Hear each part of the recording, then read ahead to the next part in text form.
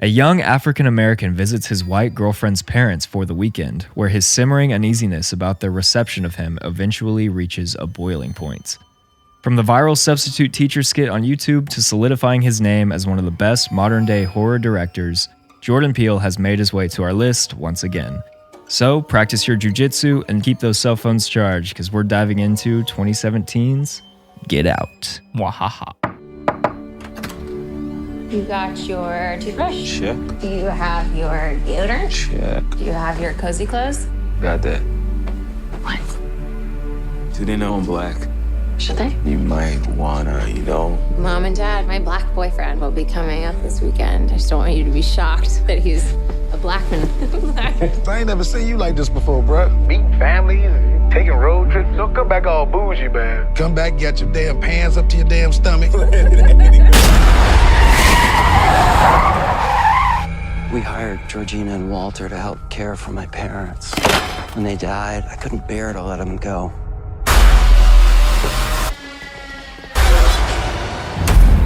Do you smoke in front of my daughter? I'm gonna quit. She'd take care of that for you. How? Hypnosis. I'm good, actually. You ready for this? I'm back in the beat. So look, I go do my research. Apparently, a whole bunch of brothers been missing in this suburb. But it's cool. Bro, how you not scared of this, man? Chris was just telling me how he felt much more comfortable with my being here. Get out. Sorry, man. Get out! Yo! Rose, we gotta go. Is everything okay? Rose, the keys. Just get the keys. I don't know where they are. Rose? Sink into the floor. Wait. Sink. Mine is a terrible thing to waste. If there's too many white people, I get nervous. No.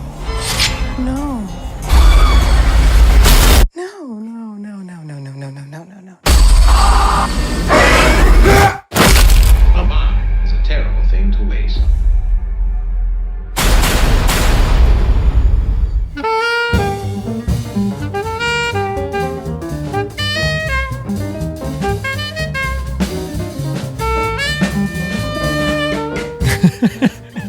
All right, welcome to the Chamber of Chills. I'm Cameron. I'm Adam. And today we have got a heater for you guys. Probably one of the best horror films of the 21st century. I would And say. to celebrate, it's our 50th 50th episode. And you know what day it is? It's It's freaking Halloween. Halloween. Which this is probably coming out in 2 weeks, so it's going to be like November 12th. That's true. Well, we can remember how happy we were on this day. This is one of my favorite days of the year. Same. Big Halloween guy. We And, love Halloween. Yeah, got big plans. Big plans. Adam's plans are sick. You know, tonight we're going... Spending it with kids is the best. Yeah, we're going to our friend Josh and Brooks, and they have 3 kids, so we're going to watch them trick or treat and just, pretend like we're aunts and uncles Amazing. for them. And then we're going to go watch Sinners at the IMAX at the Warren at 10 o'clock with them. They haven't seen it yet, so we're excited. It just kills me. I would love to be Which there. I'm sure does pain Cameron, but explain what you get to do. I got to get up at the crack of The dawn. butt crack of Yeah, the dawn. butt crack of dawn. I'm flying to Japan with my wife, so we it's should going to probably be so fun. probably not see a movie at 10 p.m. But Probably not. yeah, definitely gonna have some FOMO, but still be good. Yeah. Question to start us off: do you remember the first time you watched? We kind of talked about this the night we watched it with our group, but Yeah, I watched it one time in theater when it came out. So it's so been that was the 8 last years. time you'd watched it. It's been 8 years. I'm so interested to hear your thoughts. Then I think the last time I watched it was 22, okay. maybe so a few years ago. But yeah, I've seen it a few times. But we had a fun group again. We did. Lainey came through. She has perfect attendance. Yep. So far. Yep. She's not going to be at the next one though. She already told me. Oh, all right. Yep. So it's out the Preemptively window. destroy that. But We have some friends that they can do horror, but to an extent. yeah. A lot of them don't like the demonic horror. Yeah. So Is that her reasoning for? she I doesn't can't like think of jump what the next scares is one what is. she said. I'll have to look at our list. I don't remember Yeah. off the dome what it is, but Which is a pretty big one. Yeah. yeah, that is a big one. That pretty makes demonic. sense. I don't think my wife will be there either. Jordan's not going to be there either. So It might just be All us right, two. well, That's fine. just be the chamber boy. I bet we could get like Anson or something. Yeah. Anyways. for sure. Anyways, I guess we can just get this started. let's We get ready? this party rocking. Right and into rolling. the breakdown ballroom. We're going to talk about the film details. film details. Wow. It's Halloween. Hey, Forgive me. It's the morning. It's Halloween. It's 5 o'clock somewhere. I'm just kidding. I haven't been drinking yet. Not yet. All right. So Get Out officially claims the 9th spot on our top 50 horror films list, which is insane. I feel like we say that all the time, but the fact that we've been doing it for as long as we have is pretty cool. So, yeah, I know. And it'll be fun to see what we do after this. But Yes. anyways, I'm getting ahead of myself. This thought-provoking horror film, released in 2017, was written and directed by the great Jordan Peele. As many of you know, we have already featured his other 2 films, which came after Get Out, so safe to say we're a fan of his work. Yeah. But this is, the clear best, at least in my opinion. I would say almost objectively, because I think the world kind of agrees with that. Although, there's some people that we know who say it's not his best film, so, Yeah. What can you do? I have some thoughts on that. Ooh, later on. I'm ready for some spicy takes. This film stars Daniel Kaluuya, who also starred in Nope, but here he plays Chris Washington, the protagonist of the film. Then we also have Allison Williams as Rose Armitage, Bradley Whitford as Dean Armitage, who is another Chamber of Chills alum. He was in Cabin in the Woods. And then Catherine Keener and Caleb Landry Jones. So it's a pretty solid cast. Not much else to say there. Yeah, they're great. We finally have some Oscars in here. Jordan Peele won the Oscar for Best Original Screenplay, and then the film was nominated for Best Picture, Best Performance by an Actor in a Leading Role, and Best Achievement in Directing. It has a 7.8 on IMDb, a 98% on Rotten Tomatoes, Oh my and gosh. yeah, crazy. And a 4.1 on Letterboxd. That's our highest Rotten Tomatoes score. I think then. so. Yeah. Yeah. 98 is crazy. That's a really wild score. wow. Wait, what was Letterboxd again? Letterboxd was 4.1. Okay. Yeah. Financially, it cost around $4.5 million, which would be just shy of $6 million today. That's crazy. And it earned about $260 million, which would be about $344 million today. That's a crazy budget for today. Yeah. That's an A24 budget. Yeah, they didn't need much. And they made a Man. lot back. So Which I kept was it even going. wondering with like some of the lighting, not to get like right into cinematography, like the first outdoor shots. Yeah. I was like, oh, they don't look like they're using really any lighting. No. They're just using all natural lighting. for Yeah, this like outdoors. the porch lights and stuff. Yeah. Interesting. And then lastly, filming took place in Fairhope, Alabama, and lasted about 23 days. So not too long. Not bad at all. A little over 3 weeks. And that's kind of the meat and potatoes of this whole movie. Those are some nice meat and potatoes. I was gonna say, what do you eat on Halloween? My mom makes chili every year. Chili's a good one. I went to one chili cook-off, and now that was like 15 years ago, and I'm kind of burnt out on chili. now. Really? Not Too much chili? indefinitely. I've actually had some really good chili. Do you OD on chili? But I think like tonight, I'm gonna go buy like some Doritos, make like a walking taco. Okay. Have you ever had those? I'm in. That sounds good. Yeah. Chop some onion, throw some cheese in there. Honestly, this is so basic, but I feel like just pizza. I love pizza's a good Halloween pizza food. on Halloween, you know? Yeah, I agree with Especially that. like the make your own. Like Maren and I have done that a few Yeah. times. Marin's she's had us over for a couple meals this fall. Dude, her soups are fire. She's in her prime in fall. Yeah. For sure. Well, she is a great cook nonetheless Yeah. across the board, but The cookies. We started with lasagna soup. That was when we started Vampire Diaries. yeah. Anyways. Oh, that's right. That was a great night. Playing Wizard 101. Take me back. That was one of the best fall nights I've had this year. Playing Wizard 101. Yeah, there's a So- game that we so that cozy. we play that's the most nerdy game ever. All right. Well, that was all the film details. Boom. Are we ready for the old summarization? Yeah, let's get it. Spoiler alert. Oh, I was about to say before we dive in, spoiler alert. I have to catch myself before it because I never say it. Kara beat me to it. Spoiler alert. Spoiler. Okay. Chris Washington, a young black photographer, is preparing to visit the family of his white girlfriend, Rose Armitage. That's right, Armitage? Armitage? Sure. Whatever. Armitage. For the weekend. And keep in mind, she's very, very white. Yes. That's important. He's nervous about how her family will react to him being black, but Rose assures him they're accepting. They drive to her family's secluded estate in the woods. Upon arrival, Chris meets Rose's parents, Dean, a neurosurgeon, and Missy, a hypnotherapist. He also encounters the family's oddly behaved black housekeeper, Georgina, and groundskeeper, Walter. Both act robotic and out of place. During the visit, Missy offers to help Chris quit smoking through hypnosis. He reluctantly agrees, and during the session, she sends him into a terrifying state called the Sunken Place, where his consciousness is trapped and powerless. The next day, the Armitage host a large gathering of wealthy white guests. Everyone makes awkward racial comments to Chris, comparing him to Tiger Woods, admiring his physique, and suggesting black people are, quote, in fashion. Chris begins to suspect something is deeply wrong, and when he snaps a photo of another black guest, whose name is Andre, who suddenly has a seizure and yells, "Get out." Title drop, baby. Yeah, he sneaks it in there. Chris sends the photo to his friend Rod, who recognizes the man as somebody who went missing months ago. Keep in mind, Rod is a TSA agent as well. Love Rod. Chris tries to leave, but twist, Rose's true colors are revealed. She is in on the plot. The Armitages capture him, and Dean explains their twisted plan. They've developed a procedure where the consciousness of white people can be transferred into black bodies, keeping the original host's consciousness trapped in the Sunken Place. Chris has been selected as the next host for a blind art dealer named Jim Hudson. With the help of cotton stuffing pulled from the chair he's restrained in, Chris blocks the hypnotic trigger and escapes.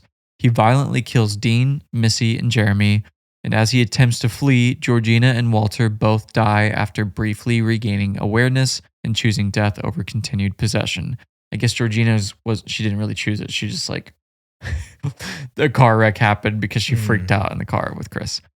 Just when it seems like Chris might be caught again by the police whenever the cop shows up and he's strangling Rose, his best friend Rod arrives in a TSA vehicle and rescues him. The two drive away, leaving the horror behind. So he thought it was a cop, and it ends up being Rod in the TSA vehicle. So there you go. That's the plot. Well done, sir. Thank Beautiful. you. Do my best. All right, now we can go to the breakdown ballroom. It's time to break this bad boy down. Going through our guidelines for what classifies a good horror film. Yes, sir. Starting with our favorite scenes. Kick it off, baby. It feels later in the movie, but nothing really stands out to me a ton until the Sunken Place when we first see him. I do like everything up until that point. Just there's nothing really to, write home about. Yeah. But it's when Chris is hypnotized for the first time. I think it works for a couple reasons. I think Daniel Kaluuya's performance in this scene is really good. Yeah. His eyes are so mesmerizing. And that's obviously, I think, some directing too, because I've seen that in some of Jordan Peele's other films. He kind of is able to unlock this face that people make, and it's so interesting. Yeah. So I thought that was unique. And then I think the concept and the way it's executed and the idea of being trapped inside your own mind is really daunting. And so to see that in that kind of visual medium was really interesting. Yep. He's just stuck down there and no one can hear him. And knowing what we know at the end of the film, that's what's happening to the others, the staff. It's just horrifying. You're just stuck in your own body and you're not able to control anything. You're just watching. I just thought that was really cool. So it's a very, definitely stands out. I remember in 2017 when I first watched it, before I was really into film and anything, I thought that scene was odd. I just remember being oh, this is kind of weird, but now I love it. Yeah. I think it's really good. It's very artistic and it's very cool. Well, he was inspired by in Scooby-Doo 1 when Scrappy-Doo is controlling the body of Mr. Bean. I'm just kidding. You were about to drop the craziest BTS fact on me. I didn't know what to do with myself there. That was crazy. I'm just kidding. I just rewatched Scooby-Doo. I was going to say, if that's what the Sunken Place came from. Oh, man. From Scrappy-Doo. Scrappy-Doo. Oh. We just watched that the other day, too. Really? Yeah. Good movie. All right. I also put the Sunken Place, the first one. Yeah. I said, Daniel's acting is unmatched. I mean, it's insane. It's insane. His backstory of his mom's death, how he responds to that, how he's explaining this, but also feeling trapped at the same time. And he's trying to laugh it off, be super casual. I thought it was just a mixture of the laughing with the tears and the he's experiencing a range of emotions. Like he doesn't want to say this, but it's just like coming out, and he's like Yeah. uncontrolled almost, and he does it so well. I think it's definitely one of the best scenes. Yeah, in the movie. Missy then she says sink into the floor. He said, wait. She's like, Yeah. sink. I'm gonna play the clip. Now, sink into the floor. Wait. Sink.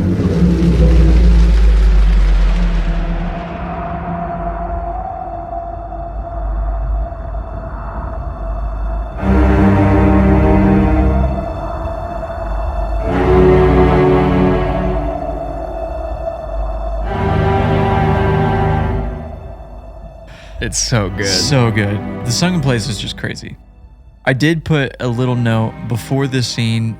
I didn't necessarily like, I agree with you. Nothing like is anything to write home to mom about, but the deer hitting scene, Oh yeah. I liked two things about it. I liked that it foreshadowed Chris's suffering Yeah. through like the eyes of the deer, and then he sees the head of the deer on the wall at the end. Yeah. And then my favorite part of that scene though was the cops' interaction with Chris. Oh yeah.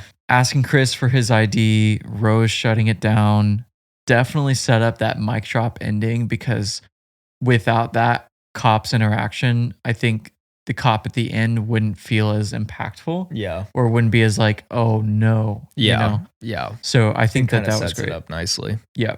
That's a good note. Which I have some a fun fact on that scene in particular. I'm very excited for the BTS on this one. It's a fun one. My next one is the scene with Andre. Same. Yeah. It's the Armitage. They're hosting that party that Adam mentioned. And there's one moment that's really creepy once you know the ending, you know, the surgery that they're doing. And I've never noticed it until this watch. When he walks up to the other like guests, who are obviously all these like elderly white people, and he does like a little spin, like a twirl, and he's like almost but it's because he's showing his off body. Oh, that's so creepy. Dude, I know. So I think that's really cool. And then when he tries to sneak the picture of him and the flash goes off and the real, you know, Andre kind of snaps back and he starts frantically warning Chris. It's just really unsettling. I love kind of the unnerving energy between Chris and this possessed version of Andre, who I think goes by like Logan or something in the scene. Logan, but it's a really good scene. It's so good. Yeah. I said all the exact same thing. I liked the little flash in Andre's eyes to signify he's like coming back into his body. I also loved that this led into like the voting process scene. Oh yeah. Which I know that's kind of while Rose and Chris are like having their it's own like combo. rehearsed though. He's like, shall we begin? And you're like, should what begin? And then it like shows all the bingo stuff. Well, bingo, but yeah, which like looking back, you're like, oh, this is like how they do it. Like she's like, we're gonna go on a walk. He's like, are you sure? It's rehearsed. You don't want to miss bingo? And then obviously bingo stands for they're basically doing an auction for who's going to purchase Chris's body. Yeah. To take over it, which is so crazy, but it's like this like slow zoom out of Dean giving this like silent auction with like his hands, and then there's just this photo of Chris like up on the stage, so and everyone's crazy. like raising their bingo cards. And Feels you're very like, Black Mirror. That's like, the first time you really feel the cultic nature of what they're doing. Yeah. So I It's loved that. Very eerie. Yeah. You can introduce the next one since I've led the first two. Okay. The photo box of Rose was my next one. Yeah. So I remember seeing it for the first time. I thought that Rose was not in on it. Yeah. Until that point. Same.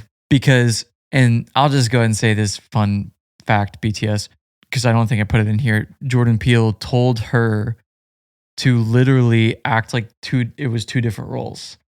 So the first role was Rose, and that was Chris's girlfriend who had no idea what was going on.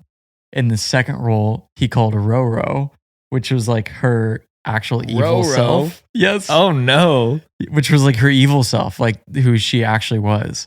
And I was like, oh man, I wonder if that like inspired us in a way, how he made her do two separate characters that are the same person. Probably. So I thought that was interesting. That's super cool. I mean, it comes across so well. Like that's great directing because like I genuinely thought that she was unaware of what her family was doing. It definitely feels that way. Yeah. And then you see the photos of her with like all these other, you know, people that she has brought to the house to then like sell their body. And I was like, oh no, that's when it's like problematic. And somebody pointed out too, I read in some comment, like Chris turns and that door is like, it had been opened. So people Yes. are almost like wondering if she like wanted him to like see that and like start to like, I don't know. It's like a cat and mouse thing. It's weird.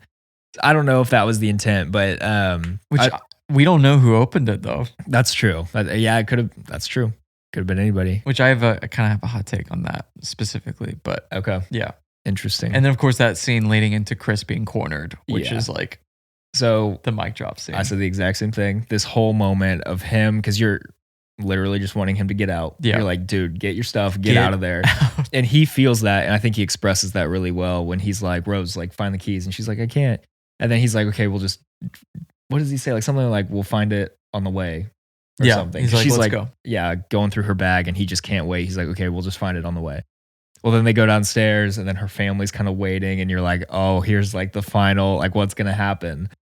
And when they corner him, Rose reveals that she's in on it because she says like, she holds up the keys. She's like, I can't give you these. And the dad gives this kind of short little speech about fire and how it reflects human life, and He asked born- Chris his purpose in life. Yeah, Because I think that was interesting dialogue to me, because it was like he is basically implying that they will put Chris's body to use more than Chris was doing. yeah, And Yeah. that was kind of their whole thing, is like they have this really weird sense of entitlement of Mhm. like, you guys could do so much more. Even the brother was yes, like, that's a huge you part of could the- be powerful, the you could narrative. be a beast, like Yeah. in UFC, if you Yeah. just tried. Yeah, 100%. That's definitely a theme that like runs through the film. It's this really weird balance between, I don't know. I just like that moment because it Yeah. also has you wondering, how is he going to get out from this moment on? And you're also, if it's your first time, maybe you didn't see it coming, you're shocked by the Rose reveal. Yeah. And it also, I feel like, ups the stakes. This is a little bit after, but like when you find out they're able to like make him fall asleep whenever they want, just with the sound of the teacup. So you're literally kind of like, He's stuck. how does he get out of this? Like, Yeah. there's no way. And they make it happen. but- Even whenever the brother tries to hit him with like and Rose acts like surprised. She's like, what the, like, what are you doing? I know. Yeah, she goes till the very end. She keeps up the facade. She does. That was fun. That was a good scene. Yep. Your next one? I did kind of like I said backstory, but it's not really the backstory. I guess it kind of is. Like the TV. yeah. Yeah. So it's Chris waking up down in this basement, and we kind of get this creepy, Ivy League looking lounge with like all this dark wood and like ping pong tables and whatnot. Yeah. He's sitting in front of this TV, and we kind of get this, explanation as to what the family's been doing, what they've achieved scientifically, medically, how they have basically this long history of abducting black people and Yep. taking advantage of their beauty and athleticism and like all these other things. And then he even gets to speak to the guy who wins the auction, and that's just crazy. Such the a blind wild art dealer. conversation. Yeah. I just thought it was done in a really interesting way. Again, just kind of wondering, how's he going to get out of this? You hate these people. Like, Yeah. you just know, like, I want all of them to die. So you're like really hoping for that at that moment. Not the best scene in the movie, but I just kind of liked the way they handled that. Which I have a hot take on actually later, but Okay. it's one thing I would have done differently there. But I'm curious. I still like the scene overall. I did too. The only thing I'll add to that is the video of them at the house with like the grandfather is the widest video I've ever seen. It's in my very, life. yeah. It's It so feels white. very intentionally so. Yeah. Which I'm not gonna lie, and I have hot takes about this too, but like everything that they did, like stereotypical like whiteness, Mm-hmm. Yeah. was both cringy, but also like I feel like I've had interactions with white people that are like 100%. that I'm like, goodness gracious, Especially this is terrible. in like where we live, definitely. I feel like we meet a lot of people who act like that. Oh my gosh. My next one was Chris's escape. Yeah, me too. So satisfying how Very. he kills them all one by one. Yeah. Missy's death was definitely my favorite. Yeah. Because you hate her. You hate all You of them. hate her, but also he smashes the cup so she Mhm. can't use it against him, which we were all like, why did he take the thing out of his I ears? know. Yeah, that was risky. That's a thing that doesn't make a ton of sense. But so he smashes the glass, and then She just comes at him with a knife. He puts his hand up. She stabs him right in the hand, and he just takes it like a champ. And the way he like stares her down, And he stares her down, like grunting in pain. You're just like, oh, she and is then like twists, screwed. yeah, twists his hand towards her, so the knife is now facing her, and stabs her through his hand. Yeah, it's crazy. That was a sick. I think he death. stabs her through the eye, but it doesn't show it. Oh. It just implies. But yeah, it's a very satisfying. Like he takes it like a champ. You're immediately like, oh, you're so screwed. And Yeah. she gets it, and it's so deserved. Which you wonder if he had more budget, if he would have like shown Yeah, that yeah. I don't know. death more. I don't know. I agree. And then lastly, I said the finale. Same. Final showdown between Chris and, well, I hope she's his ex-girlfriend, Rose. They end on the gravel road leading to the house, and she orders like the gardener, who is her grandpa, to chase him down and like tackle him. And he's starting to like strangle him. And then he pulls out his phone and uses the flash. And then I guess Rose didn't see that, which I guess that could be a little something that doesn't make sense, but we'll look past it. Yeah.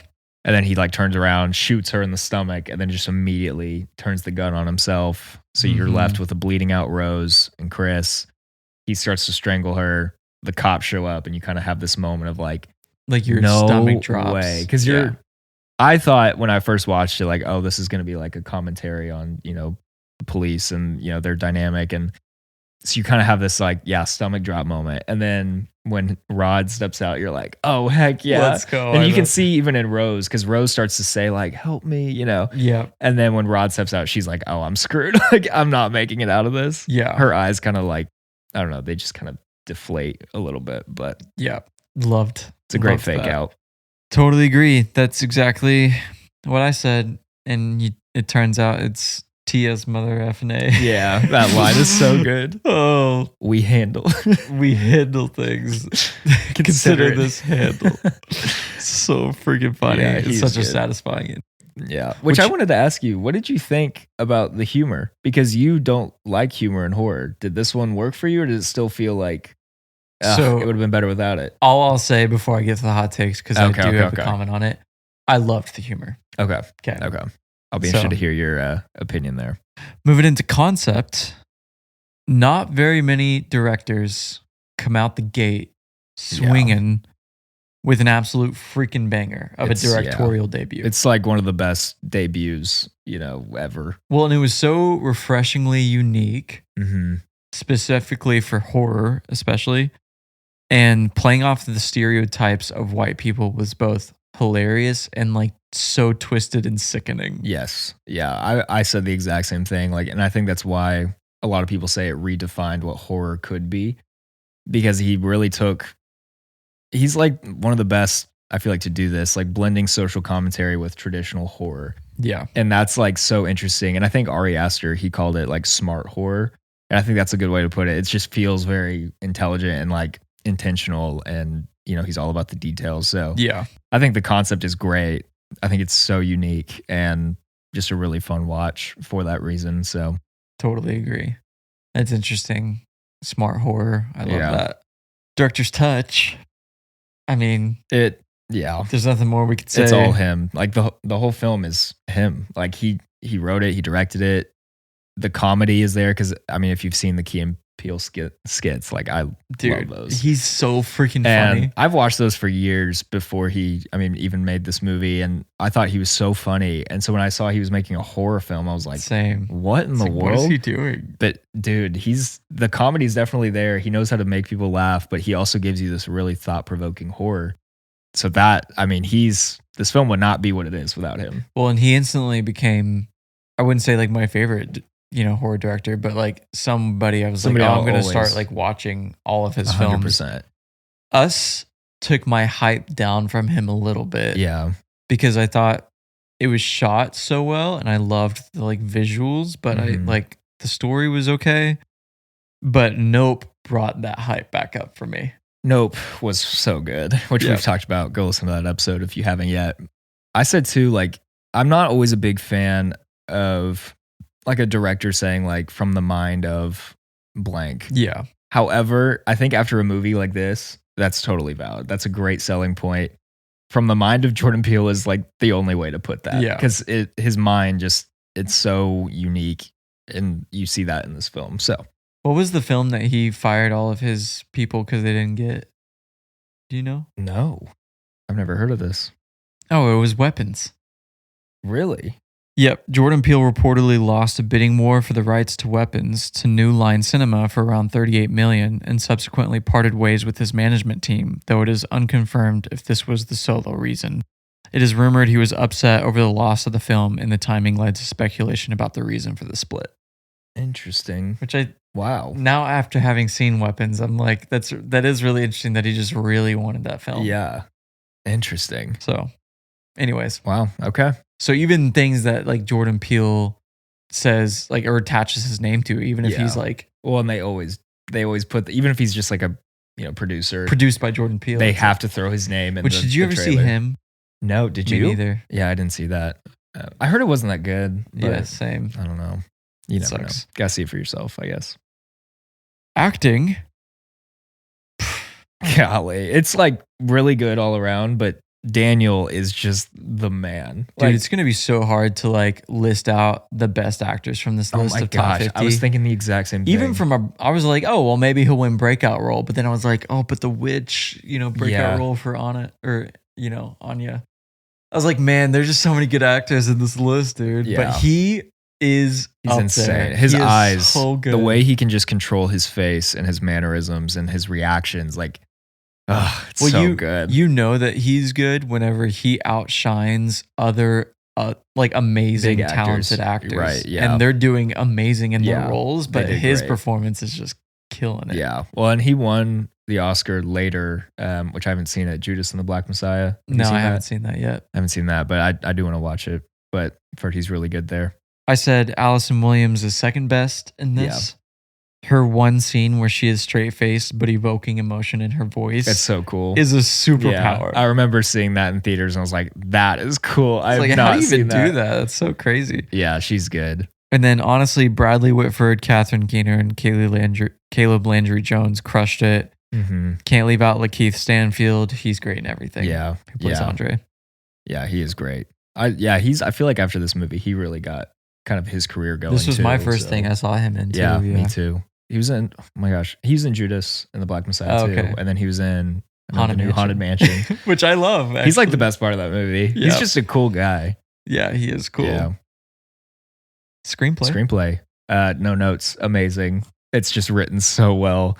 I love some of the conversation and the dialogue, some of the lines, and like it's very intentional. Or it feels very intentional. Even the line like, we keep a part of grandma in here or something like that. And Dude, it's in the kitchen with Georgina. And like the grandma is possessing Georgina. Like that's just so crazy and so clever. And I think it's fun.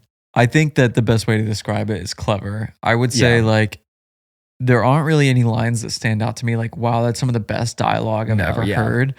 But it felt incredibly realistic. It felt very natural. And you're blending like almost satirical and comical dialogue with like sick and twisted, like eerie dialogue. And I think that would be such a challenge, and Peele cooks with it. Yeah, I agree. And I said the parts that were funny were funny. Yeah, it's fun because we don't laugh a lot in these movies, obviously. But our group, we were all like laughing out loud a few times, especially Rod. He's just very Rod's funny. so funny. So yeah, great screenplay. Score and soundtrack. I said it's really solid. Yeah. Nothing again stands out to me that's like, wow, I'm going to go put this on my horror playlist. But it feels, and I don't, by the way, I don't have a horror playlist. I don't just listen to horror music. But I'm saying like, you know how like, I just listen to Sinister. You know how like in Halloween, like today, like people will play music from like most like iconic Halloween movies. Yeah. Like obviously you have freaking Halloween's theme. Yeah. John Carpenter. The Exorcist has a great one. The Exorcist, like Jaws, all those things, like they're iconic. I think that Us took the more iconic score and soundtrack approach than Get Out did, because like everyone started playing the, Us's rendition of I Got Five on it everywhere. Pretty cool. Which is now like when I hear that song, I think of Us. Dun, dun, dun, dun. But nothing really stands out to me about Get Out. I did think, I never thought about the score once, so that I guess that's a good thing. Yeah. It doesn't take away from the film. Yeah, that's very true. I said it kind of like, there were moments it almost reminded me of like Coraline, which Coraline I think is better in this way. Like Coraline's scored soundtrack is so fun. Yeah. But kind of that, it almost sounds like a harp. Like I'm so bad at explaining the music in film, Yeah. but it sounds kind of like this enchanting, mystical. So it's good. It doesn't shine. Like you're not like, oh my gosh, and the music just complemented the film so well. But it's like still good. So Yeah, totally agree. no bad notes, but nothing crazy either. Same. And then kind of similar with cinematography. Yeah. I thought it was really solid. But now knowing the budget, I'm like, that makes so much sense. Like he couldn't be crazy with the cinematography. Yeah. It didn't stand out to me as like, oh my gosh, this is the most beautifully shot film I've ever seen. No. And even like I was talking about like the exterior shots, like even in the woods, like whenever like I'm like, it doesn't even look like they're using like diffuser panels on the lighting on his face or anything. It's just like hard light, which is fine. Yeah. But that did make me wonder what was the budget.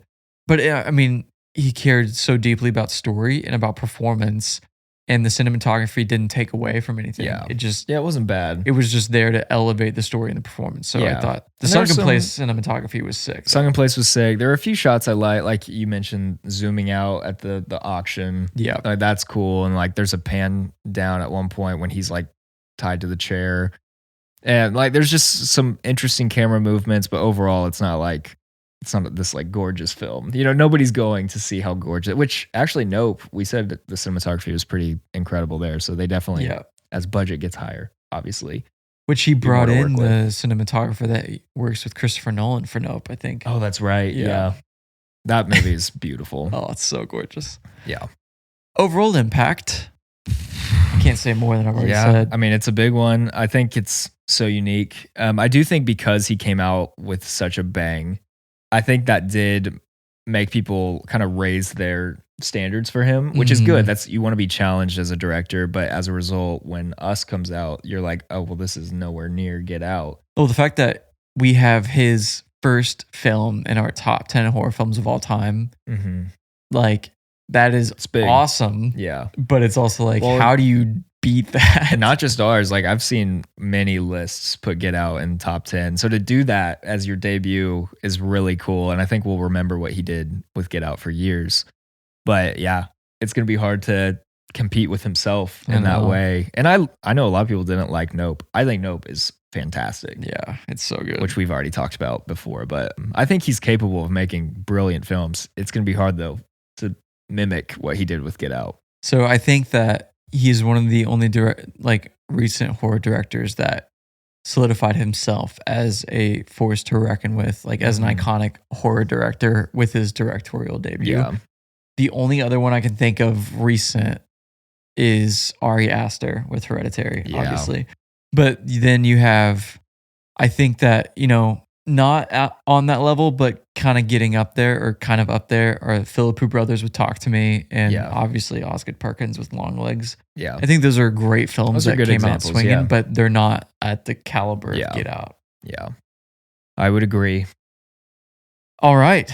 Is it time for some behind the scenes action? I'm interested. So I'm going to jump into the fact forest, which is talking about random fun facts in the making of the film. So buckle up. Love it. Let's do it. Daniel Kaluuya was given the lead role on the spot after nailing his audition. Writer, co-producer, and director Jordan Peele said Kaluuya did about 5 takes of a key scene in which his character needs to cry. And each was so perfect that the single tear came down at the exact same time for each take. How do you have that control? So that's annoying. Golly, that's just God-gifted talent. Like, that's crazy. That's crazy, I know. Golly. Chance the Rapper was so impressed by the film that he bought out an entire showing at certain Chicago area theaters so people could see it for free. In one of his tweets about it, he said, just pull up with an ID and enjoy the movie.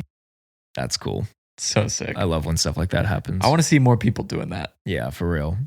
Chamber buys out a whole... Yeah, we need like Shea Gilgis or something. Jordan Peele said the title is also a reference to what he often hears black audiences shout at the screen while watching horror films, yelling at a character to get out. In this movie, Rod and Andre both say it to Chris. So, yeah, that's funny. That's cool. The opening of the film is partially inspired by the opening of Halloween 1978, which Jordan Peele described as a subversion of, quote, the perfect white neighborhood. Yeah. This one blew my mind. At around 12 minutes, Rose isn't sticking up for Chris when she argues with the police officer about showing identification. She's avoiding a paper trail. Had the cop run both of their licenses, there would be a record that Chris and Rose were together before his eventual disappearance. That is clever. See? And I thought this whole time she was just like putting on this front to like protect him. I forgot. I feel like I've heard that. She couldn't care less about him. She just wants to protect herself. Yeah, she's saving her own skin. That's crazy. I know. Wow. When Jordan Peele first wrote the script, he envisioned a more downbeat ending, with Chris getting arrested for murdering Rose and her family. By the time he actually got to make the film, however, he felt that the audience had earned the right to a happier ending in light of various real-life controversies involving police violence against African American people. Yeah, that makes sense. So, and I loved his call to switch it up, I think. I know, because normally I like when endings are more dramatic. Yeah, they twist it up a little bit and you're like, ugh. But that one, I think, was a good call. Yeah, I agree. Near the end of the film, when Walter Roman is about to kill Chris, Peele thought about giving him the line, "I finally beat you, Jesse," but decided against it, feeling it would be over the top. He's talking about Jesse Owens and how he lost to him in wrestling. Interesting. Which I'm glad he did not include that. Yeah. I'm glad he had the discernment to say that may not work. I finally beat you, Jesse. That just feels so... That's a little silly. Yeah. Lil Rel Howery, who plays Rod, stated that real-life TSA agents constantly recognize him since the film's release. Which is so funny. That's cool. Director Jordan Peele asserted that the scene where Walter is running at Chris and the audience at full speed is a nod toward the power of depth in films. He cited North by Northwest by Alfred Hitchcock as an example of this technique, stating, quote, "Somebody running at you or towards you just creates a visceral and physical reaction for the audience." Wow. And we just talked about North by Northwest. That's crazy. I know, we need to watch it. Jordan Peele was inspired to write this movie in part by Eddie Murphy's stand-up film, Eddie Murphy Delirious, 1983. Really? Murphy joked about horror films, including Poltergeist, 1982, and The Amityville Horror, 1979, and asked why white people stay when there is a ghost in the house. Murphy joked that if a black man being shown around a beautiful house heard a ghost whisper, "Get out," he would immediately tell his wife, "Too bad we can't stay, baby." Peele repeated Murphy's joke on the DVD commentary of this film. That's funny. So it's kind of crazy. And Chris, yeah, he's not messy. He's like, we're leaving. Yeah, it's time to go. I've done. had enough. We're leaving. So he tries. Yeah. The Sunken Place in Get Out represents the marginalization of Black Americans. The main theme of the film's horror is the real-world concept of a system silencing you no matter how loudly you shout. Oh, wow. That's crazy. That's powerful, dude. That's so crazy. I know. See, that's what I'm talking about. It's so clever. Yeah. Wow. Okay, 3 more.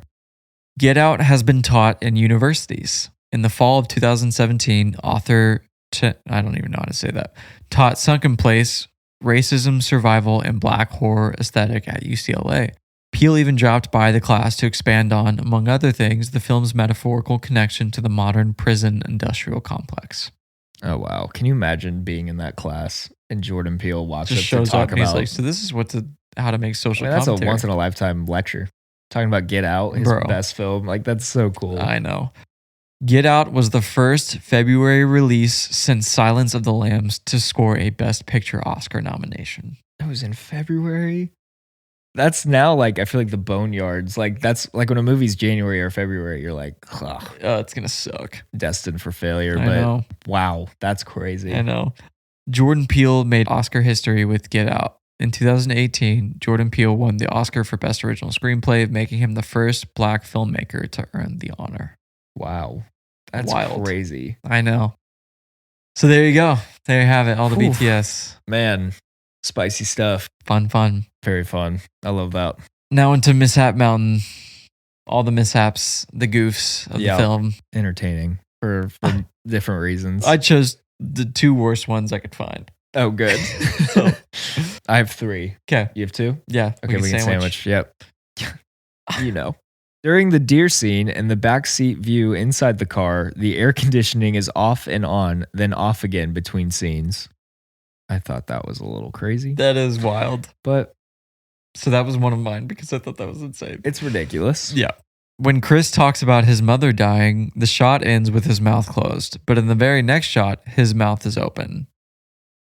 I said, Bro, he can move his mouth. Is he not allowed to open his mouth? We need to host like a dinner party with all the people who have written these reviews and just be like, can I just pick your brain? Like, I want to raise a glass, and after they drink, they're all poisoned. Exactly. Oh my God. So there you go. Dead. I just don't know how their brains work this way. I don't know. So I guess, was that your... That was, yeah. Okay. So I'll just read these last two. Transportation security officers are not federal law enforcement officers and do not drive airport patrol cars as they have no authority outside of an airport security checkpoint. So him pulling up in the car, I guess it's not realistic. It's a little cheated. And then when Rod searches for information on Andre Hayworth, the second result is a page titled "How to Report a Missing Person." However, in the close-up, the excerpt from the page shows instructions on how to feed a dog. So they changed the title for the film, but then they didn't change like the subtext underneath. So interesting. That's not crazy, but yeah, no, that is interesting though. Films like this, they're so just like string tight. It's hard to find like where things may have gone wrong. Yeah. And that's I guess a segue into, plot holes that we might have had. It's really hard as we get further down to find things that like didn't make total sense. I still have some, but like same. It's definitely, you have to kind of reach a little more. Yeah. Yeah. So now we're talking about things that don't make any sense to us. Yeah. I have a couple. Okay. Yeah. This is so freaking nitpicky. Okay. And I just think that it feels a little coincidental that the blind photographer somehow knows who Chris is. Oh, yeah. I get we never understand how big a photographer Chris is, so maybe he's like this like really well-known photographer. Yeah. But yeah, I was like, oh, this blind dude just knows Chris and his work, and he's the blind photographer is like apparently well-known. Yeah. And Chris knows him. I don't know. I was like, okay. I get that. Yeah. I didn't think about that when I was watching it, but that's it's a bit of a coincidence, a little bit of a reach there. Yeah. My main one, and again, not that big, and I'll explain why, but I just said the procedure, the coagula procedure or whatever they call it. I know it's supposed to be more like symbolic than realistic.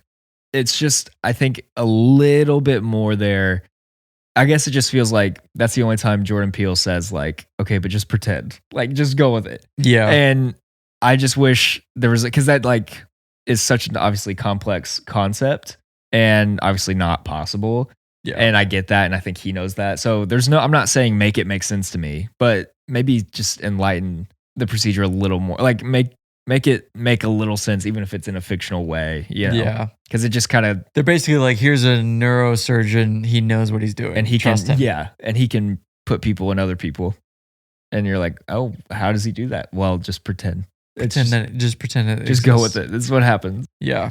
So that's really the only thing that I was like, but again, I won't die on that hill. Yeah. It's also interesting. I guess they're just getting rid of the other body. Oh, that's true. I didn't even think about that. That would be kind of cool to like, for Chris to stumble upon like all the old people's bodies that are dead. That would have been crazy. Yeah. Like some kind of morgue or something. Yeah. That would have been weird. I don't fully understand how Georgina breaks through a little bit without any camera flash. Yeah. Because there are Walter triggers and other, and Andre only break through with the trigger of the camera flash. And she's the only one that like kind of breaks through a little bit. She's like fighting it. Yeah. Without the bit. flash. He says something, but like it's not enough, you would think, to give her any kind of something about like he's uncomfortable around white people or something like that. And then she like kind of like spazzes she out. Has this flicker of Which her acting in that scene. Oh my gosh, yeah, we didn't even talk about her acting. She's good, dude. She crushed that scene, like where she's like kind of smiling and like tears come down. The tears. She's like, no. Yeah. No. I was like, oh my gosh. I haven't really seen her in anything since this. Maybe I have somewhere, but wasn't she in Walking Dead? Oh really? Did I make that up? She could be. Oh, I guess that was my only one. Okay. I have a couple more. Keep cooking. On the same Georgina note, I thought maybe it was her that left the door open for Chris to find the box of Rose's photos. Like she may have come through and like trying to give him a little pointer. Yeah, but if she was breaking through, how did she do that? Again, that kind of goes back to my same question. And if she wasn't, was it just a freaking weird coincidence? Because it happens twice. And I feel like why would Rose want because the door is open the first morning after he wakes up from the sunken place, and the whole party hasn't even happened yet. Oh, that's true. So That why wouldn't would make Rose want him to sense. find out? Yeah, she wouldn't want that at that point. Yeah, so it was like it had to be Georgina then, but I'm like, how is Georgina breaking through? I don't know. Oh, that's weird. Yeah, that's a good point. I guess just consistency there with her character. That makes sense. And then lastly, I feel like the cops or the detectives that Rod goes to do This is not take good. the missing Yeah. persons nearly as seriously as I they should have. completely agree. Their comment about Andre just, oh, well, I guess he's found then. I'm like, that's not how that works. That's not how it works at all. That's a great note. I thought the exact same thing when we were watching it. It just feels comedic for the sake of being comedic. And it is a funny scene. But realistically, if there's been a missing person and you come in saying, like, we found him, that's going to raise some. Like, you're know, telling me, okay, you're not going to at least type into your computer, Yeah. who is this Andre guy? How long has he been missing? And you're like, oh, he's been found and he's with this like white community. Yeah. 100%. That's weird. Yeah. Like, look into it. That's just felt so out of place. Yeah. I agree. All right. Is there anything we would change about the film? Yeah. So my first one, I would have liked to see, and I'm biased, I would have liked to see a little more horror intensity towards the end. Yep. Because Chris gets out of his restraints and it's very satisfying when he just 1v1s everybody. Yep. But he doesn't really Struggle. Like No. it's kind of just like, I'm out of this chair, you're all dead, Yep. and I'm going home. And I wish there was a little more like anxiety in those moments because it's not scary at all. And that would have been a great moment to add some scarier elements. Like even if it's the mom like moving in the background, like walking, you Yep. know, from corridor to corridor, like she knows he's out and she's trying to, I don't know, just adding things that make it a little scarier because it's really not scary at all. And I would have liked to see more horror in there. I literally said the exact same thing. I think that entire outro felt a little too easy Yeah. for Chris. So I think that whether it was him struggling more or he gets further into the procedure, Yeah. you know, and then is able to escape, Right. I think that would have been more suspense inducing or anxiety inducing. Yeah. So yeah, I just felt like, oh, he just kills them one by one. Well, and each one, besides the brother who comes back for a second, go at it, everyone's kind of killed off really fast. Like the dad, it's immediate, basically. And then the mom, they, have this, struggle for a moment. But Which is not, I mean, it's satisfying that he's breaking through all these walls or whatever, but like, it's not that satisfying when you have these characters that you hate and despise that are just like not suffering. yeah. Like yeah. you almost want them to suffer. Something, yeah, a little more. Especially, I would say, like the dad's goes by a little too fast. Like he just turns and Chris drives like the antlers of this mounted deer into his neck, and Yep. that's it. He just bleeds out, And he's done. and you're like, oh, okay, Yep. yeah. it's good to know. I said it was hard to think through things I would change because obviously I love the film. Mhm. But just for imagination's sake, I understand the necessity of the opening of the film being Andre's kidnapping because obviously that leads towards Chris's escape, finding Yeah, out that later Andre was on. missing, But I think starting the film with Chris's mom's car accident and Chris sitting in front of the TV as a kid Oh yeah, kind of showing that. without doing anything would have been a crazy opening and really tie that character arc up with a nice bow. Yeah, you'd probably care about him more too. Yeah. like seeing that side of him, and yeah, I think it would have been a lot more jarring than Andre's kidnapping. yeah, But I still understand why Peele took it that direction, especially since it was like inspired by Halloween. I think that's fun. Yeah. But still, like, I don't even think you needed to show Andre being kidnapped No. to reveal that like He had- surprise of him being yeah. missing. I think you could have just let the characters find that out and you're like, oh, whoa, okay, like that's crazy. yeah, But yeah, like showing the parallel of like Chris's mom actually being like dying on the side of the road with him sitting in front of the TV, I think would have been crazy. yeah. That's a good note. I like that a lot. But also their budget was, $4 Yeah, million can only do and some- a car wreck is probably tough to Yeah. show. Yeah, that's a good note though. My next one's smaller, but it just took me out a little bit. It's Rose, I guess Roro, when she does it twice. It's explicitly saying, grandma or grandpa. So like the grandma is like in the car with him and she's like, get him, grandma. And you're like, we know it's your grandma. Like it just feels forced. Yeah. And then later when the gardener, who's her grandpa, is chasing Chris down, she's like, go get him, grandpa. I'm like, oh my gosh, we know it's your grandparents. Like you don't need to say that out loud. But those things were very nitpicky. And it just like for a second felt like we get it. Like we know. Yeah, it's also like you don't have your grandparents on a leash. Like, how do you talk to your grandparents? Yeah. It just feels weird. It's just be very bizarre. All right, go ahead. You know, like, Yeah. I don't know. That's going. I'm done. Those are mine. Okay. Last one, and it kind of ties in my first one. It does, I think, at some points feel, besides Rose, if you don't see that coming, that's kind of a fun twist. But other than that, I feel like it is fairly like predictable. Like it's a very straight arrow. Like you kind of can see where we're going, and it ends very neatly. And like, there's nothing. Yeah. So I guess kind of like my first note, there's nothing that twists you around and makes you think like anything else is going to happen. You kind of know what's coming. So Yeah. that's my only really, that's my note, which feels ridiculous giving notes to Jordan Peele, who made a literal masterpiece. But Yeah. But again, I think that comes back to like the intro of Andre was unnecessary. yeah, If his kidnapping didn't exist, we wouldn't know that he was a missing person. that's true. You yeah. know? Oh, that's very true. And that would have been revealed to us whenever they're doing the research. I Yeah. think that would have been just stuff like that, small stuff. You know? Yeah. That's a good note. Casting, I wouldn't change a single thing. No, I don't think so either. I think they very intentionally cast these actors, you know, and I think each one presents, and like at the time, like I know a few of them were not really known yet. Yeah. And then you had some that were pretty well known. Like I know the mom is from like Percy Jackson. She's Yep. the mom there in like Cabin in the Woods, you know, stuff like that. But I feel like the casting is really, really good. I think so too. Least favorite part of the film. This is hard. But I ended up saying lack of horror, just not being very. Yep.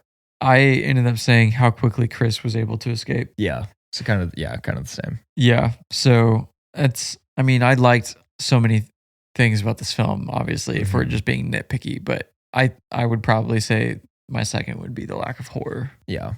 I just think of like not giving Which anything those probably away. go hand in hand. Yeah, I think so too. Like I just think of like the ending of like Hereditary.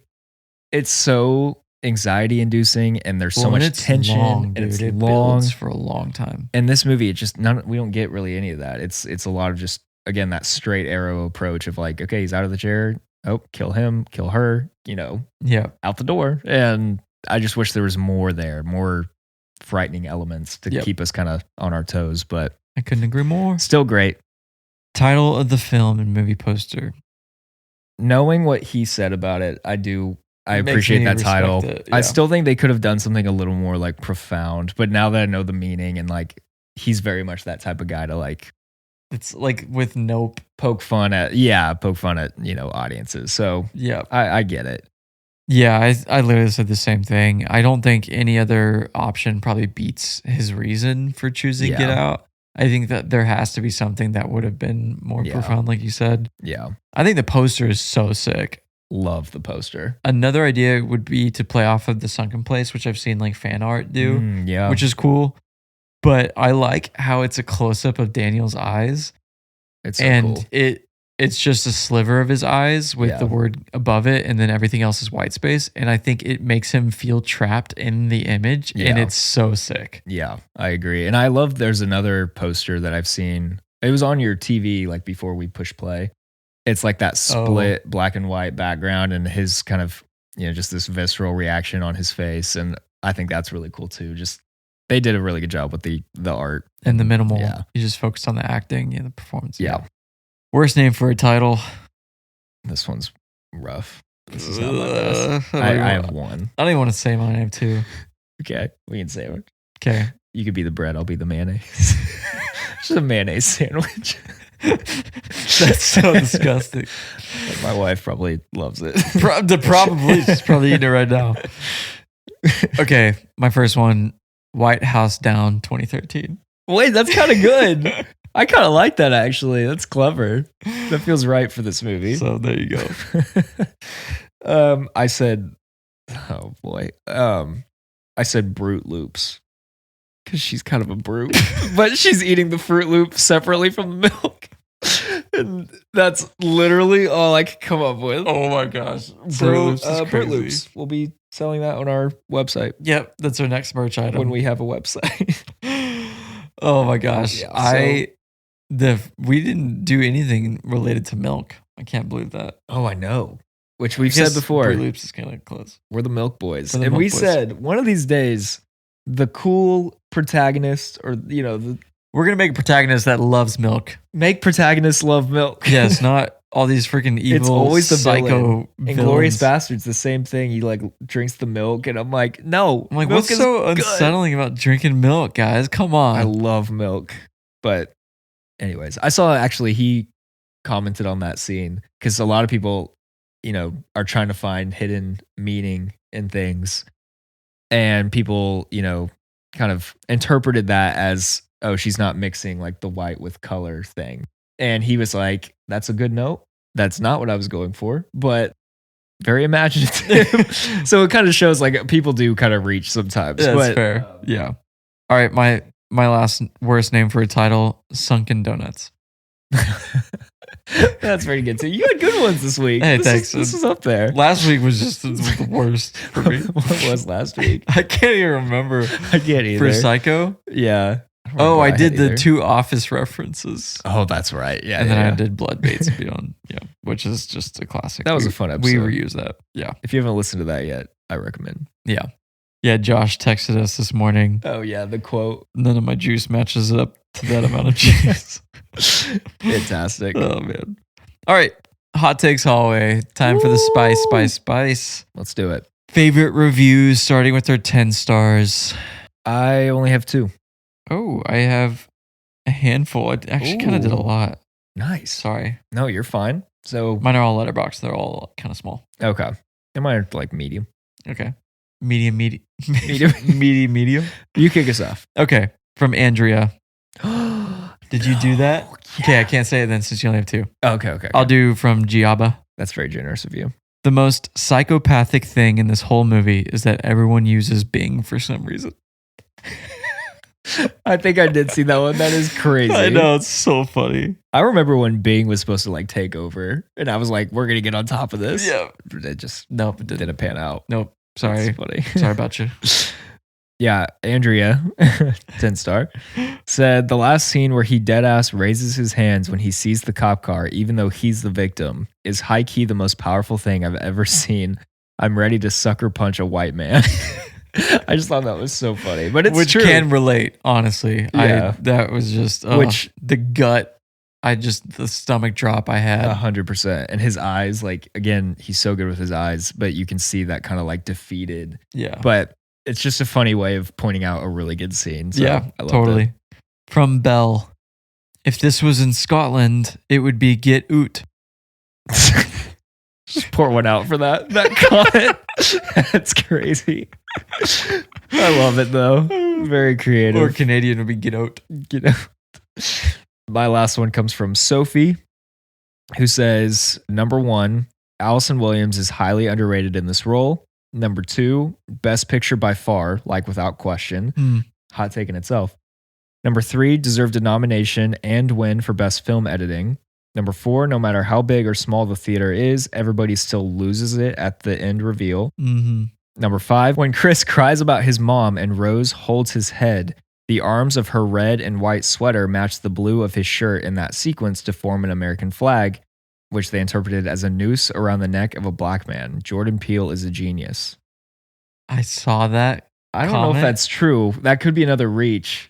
It could be, but if that is true, insane. But that's what's so fun though, like about being a filmmaker, is like if you can get people creating ties for you. Like it'd be so fun to hear people speculating about like, dude, yeah. I wonder if that was intentional, you know? Yeah. Oh, from Eric. This is the best movie of the year, and Jordan Peele is the next Stanley Kubrick.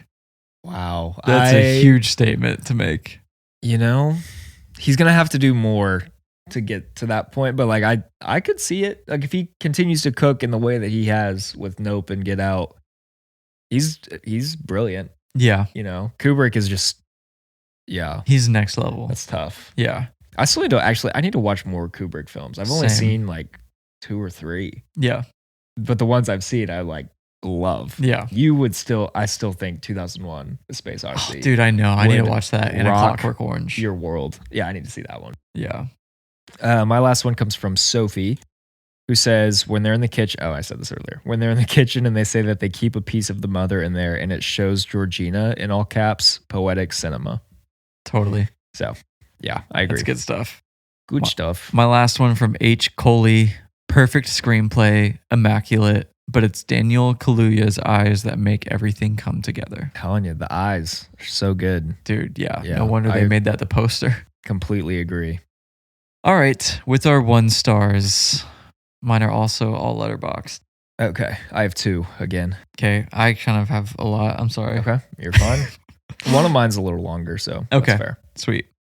Chris Korseski says, replace Daniel Kaluuya's character with me in this movie, and it perfectly describes the daily oppression I face as a Spy Kids 3 fan. Not sure what they meant there, but sure. Love a Spy Kids 3 reference. What? So not sure how that parallels at all, but Yeah.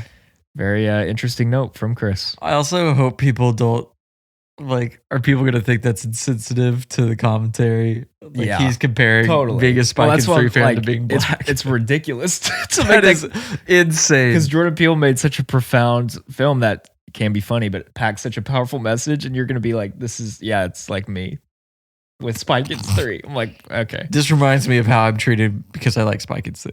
ridiculous. That is wild.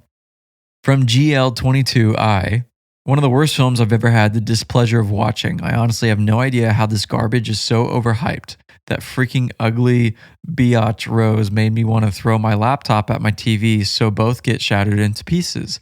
What a disgraceful film that was so clearly racist. This will slot into my top 10 worst films of all time with ease.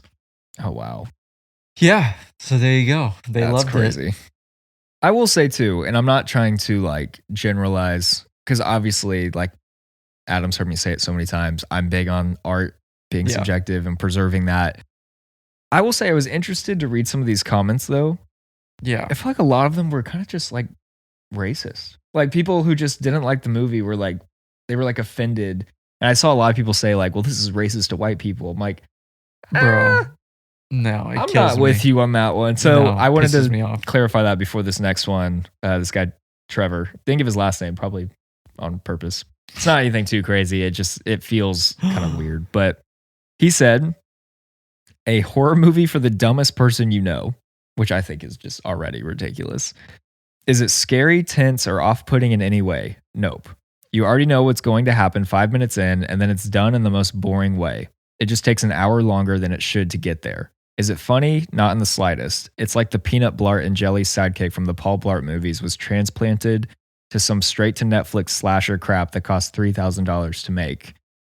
Lil Rel Howery talking to himself for 10 minutes is probably really funny if you're 13. Is it a biting social commentary? What do you think? And then in quotes, oh man, I hate when these racist white folk tell me they love Tiger Woods. Delusional ethno-narcissist drive in a world with no rednecks or Klansmen, the new racist boogeyman is well-meaning liberals. Okay. There's so much to unpack there. It's just crazy to say though, like in the first half, we'll take that out and say that if you say this film's for dumb people and it feels like a straight to Netflix slasher, that's insane. Because I've seen some of those and this is nowhere. Obviously, I ranked Bro, it so high. We did not watch the same film. It's insane. And to then like say that it's just a total miss on the social commentary side, I think is Yeah. crazy too. Because it just goes way over your head. I know. It So- drives me freaking nuts. I think it's stupid. So anyways, he's a hater. He may be. he is a hater. He's a top 5 hater that For we've sure. experienced. From Daniel, woke garbage with a recycled plot twist, aka The Skeleton Key, 2005, with a bit of Stepford Wives formula. Interesting. I've seen The Skeleton Key, but I cannot remember. I can't either. I watched it a long time ago. Yeah. That's what I'm saying. Though. Like all the people saying it's just like the woke agenda. I'm like, where? Show it to me. I did not feel that at I all. don't get that. I have a couple more from Daniela Asak, the most overrated film of this decade. Oh, wow. From Lauren Hoff, Always heard this was hailed as an anti-racist masterpiece, and yet it takes the most divisive, one-dimensional approach to racial issues I've ever seen. No nuance here, just demonizing and stereotypes, and most disappointingly, no offering of a solution on how to overcome a racial prejudice, nor a constructive way to move forward. So overall, trash. Trash. That's Trash. crazy. And then from, I don't even know how to say the name, Cuff Boss. Mm. We must end racism, so movies this bad are never produced again. Wow. Some spicy takes. Dude, Spicy takes. these people are out for blood. That is for real. crazy. Yeah, I definitely noticed that. Like, the like half-star reviews were pretty aggressive. Yeah, Like, people really, the ones who really don't like this movie, like, really don't like this movie. I know. So, very interesting. A lot of passion in here. Yeah. Do we have any hot takes about the film? My first one, I just said, I think the horror of Rose as a character is underrated when you really think about how sadistic she is. Yeah. So, like, she doesn't come off, I think that goes back to the film not being super scary. But the idea of a person forming relationships and like getting to know people and then still having the guts to like send them to this endless torture, like, that's so messed up. Also, she dated Chris for 4 months. Yeah. And so that's like months of getting to know them and their background and their interests and like what makes them human. And then still having the nerve and the audacity to just turn a blind eye and just be like, well, this is part of what we do. Crazy work. Because they say like in real life. She's a salesperson. Yeah, pretty much. And it's like they say in real life, like if you ever get like kidnapped or in a situation, and I don't know if this works, but like they talk about, you know, explaining yourself out loud, like saying like, my favorite color is green. My mom is a social worker. You know, like just like start listing things about yourself, and it kind of makes you more human, and it makes it harder, supposedly, for anyone to kind of cause any harm to you. And so she gets the full effect though. She's dating this guy and still has the ability to just, she just goes cold turkey. She's like, yeah, Man. you're stuck now. It's crazy. Yeah, that is So wild. I think just like as a villain, we just don't give that concept enough credit because it's pretty jarring when you think about it. That's a good point. I like that take. My first one, Daniel's performance is the best male performance in any horror movie we've had so far. Whoa. Wait. That's so fun because now I have to think about. So all the other obviously ones. there are some that are incredibly up there. Right. Yeah. You know, I even go back to like Christian Bale and American Psycho. Yeah. You know, Yeah. things like that. Like you have insane performances. Ooh. But he gave one of the most realistic, jaw-dropping acting performances I've seen in a horror movie. The one scene of him recalling his mom's car accident is enough to land him the Oscar, but the rest of Yeah. the film was just the icing on the cake. Like I'm genuinely blown away by his acting in that scene Yeah. and just how he's like crying on command, and then knowing his audition, he just cried in the same spot every Yeah. time. And he's like laughing, but he's also trapped, and he's just experiencing this wider range of emotions. And I'm like, that would be so difficult to It do. would. And that could be fair because even with Christian Bale, as great as he is, it is kind of a more you're not really, it's kind of a one trick pony kind of role. Like, Yeah. and here Daniel's having to hit There's a lot so many of different emotions, Yeah. anger, fear, you know, joy. It's just, yeah, that's interesting. I know. I mean, you could argue like obviously Sixth Sense, Misery, even. Mhm. I mean, No, you may be onto something. I think you may be right. Let us know if you guys agree. yeah. What do you guys think? All right, my next one. If the racial commentary offended you as a white person, you're the problem. 100% agree. I found it so freaking funny and also so unsettling because like that happens. Like yeah. what happened in the film. I mean, not obviously what they did with the brains and stuff, but even the awkward racial small talk. Like I've heard stuff like that Yeah. come out of people's mouths. The negative reviews pissed me off about, like, especially whenever I saw their profile picture and they were white. I'm like, Yeah. you were part of this Well, issue. And the comment, I think it was like your second to last 1-star review. It was something about how, you know, they totally missed on the commentary and it doesn't land and they could have done it in a different way. They had this opportunity, but it's like effective because I think the way that Jordan Peele does it, it almost feels like a mirror. Like not that Adam and I would ever act like that or say things like that. But it is like a mirror to white people. Like, this is how you come off. Like, this is like what you, and I want to say the same thing. You know, Adam and I are obviously Christian. And my wife and I were talking about this last night. Like, we know so many Christians who just feel like have so much hate and so much like anger towards things, but then they're like supposed to be the best of us, you know? Yeah. And so I think it's kind of in that way you're seeing yourself, or I guess white people in that way, and you're like, golly, like it's just kind of a call out. And so I totally disagree with everyone who's like totally missed the mark.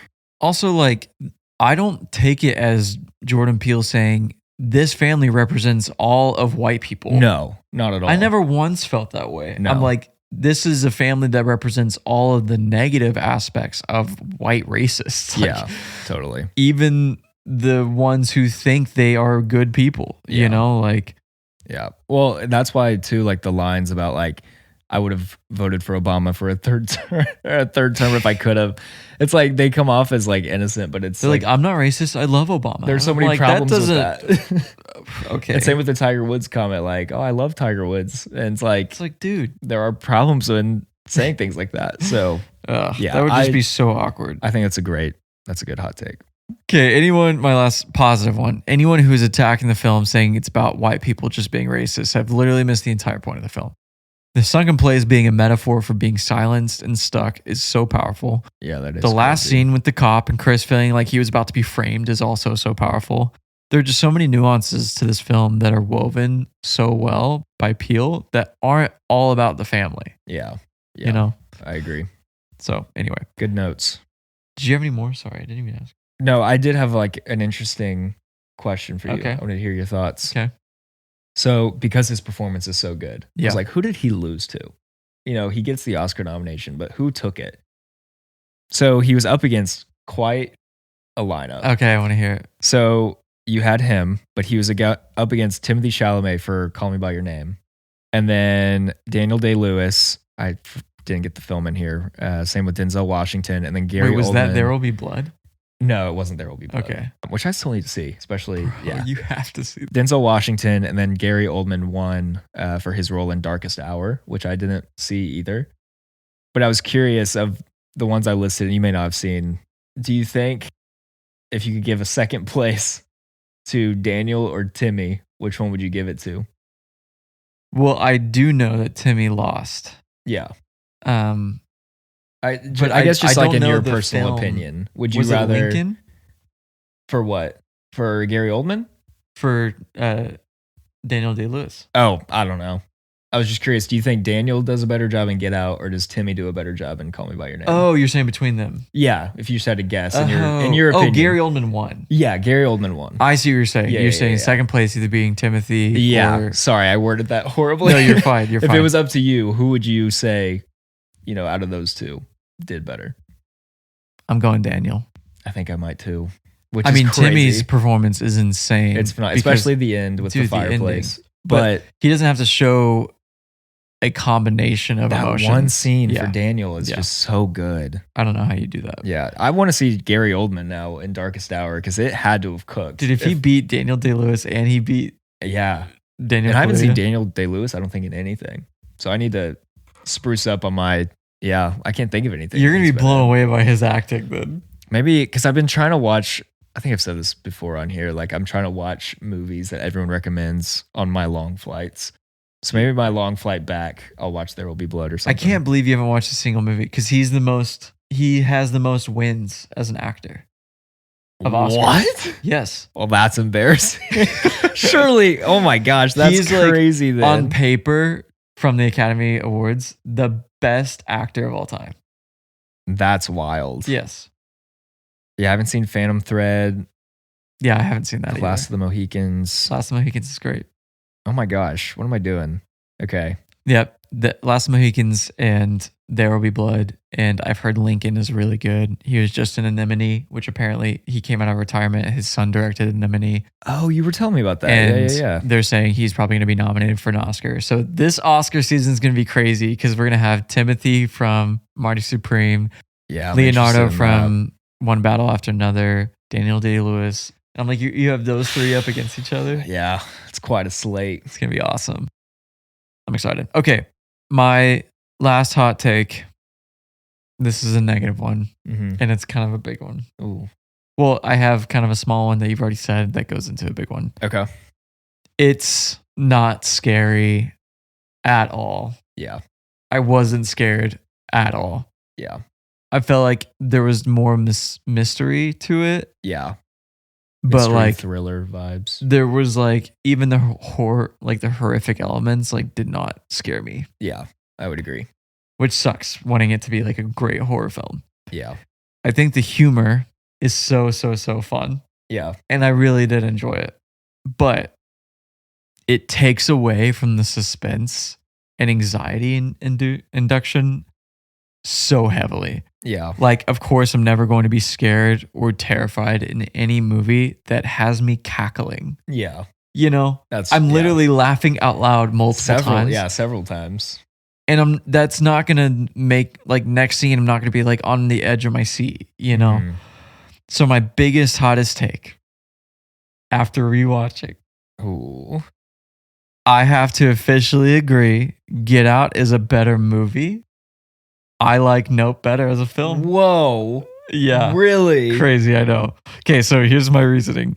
I do love Nope. That's Nope. He obviously had a bigger budget. It's way more visually striking. Yeah.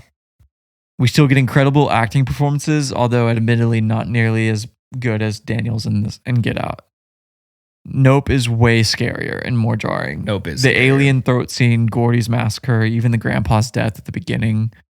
Also, I just love aliens, so like, can you blame me? Yeah, that's true. All that said, like I mentioned, Get Out is a better overall film. And like, if you were to teach a film in like class, teach Get Out, don't teach Nope, you know. But you enjoy. But I sadly think Nope is a better horror film. Yeah. Ooh, that's interesting.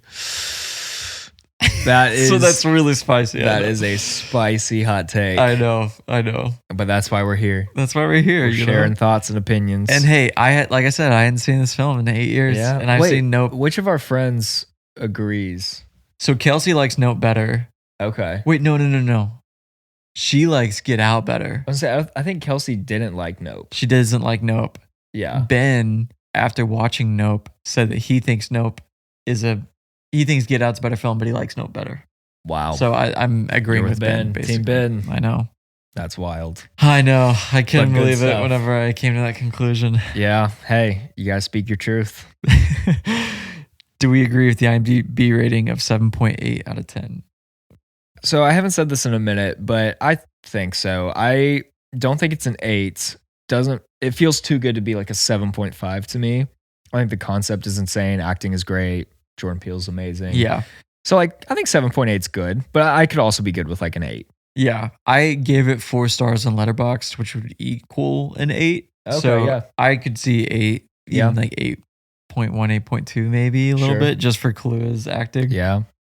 But I mean, his acting and the storyline carry the film. Yeah. You know. Yep. What is the chill factor? Chill factor. Our favorite part of the film. I have like 4. I know it's so hard.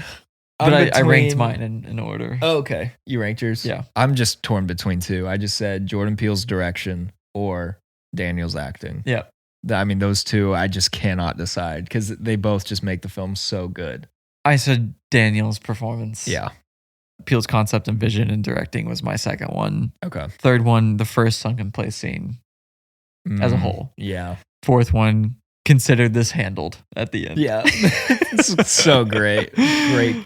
Imagine too, like writing the screenplay and that's like your final line. Dude. You're just like, you can like sit back and she's like, oh, I did it. I did it. That's it. It's a Yeah. wrap. No, those are all really good.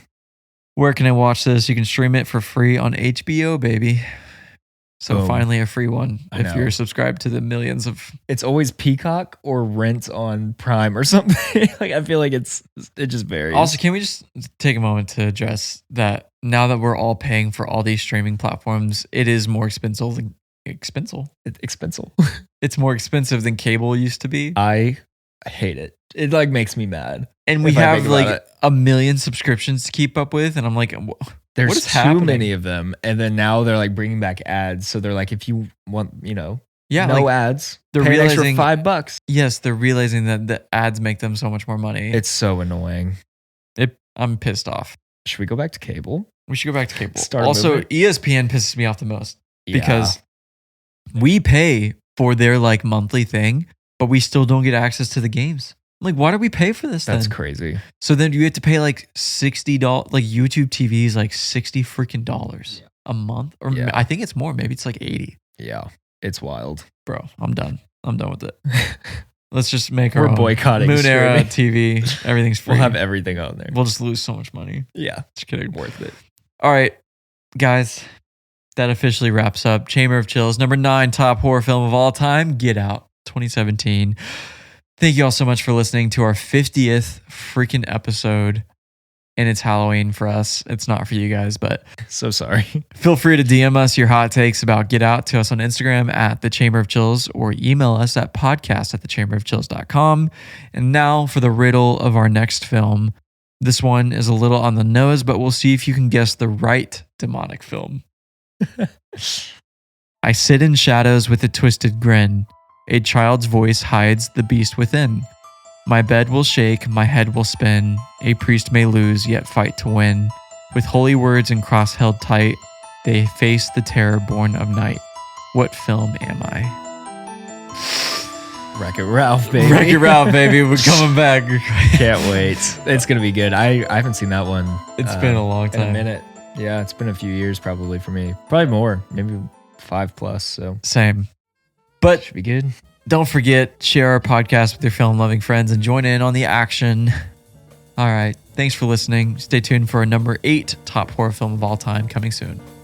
Boom. Bye.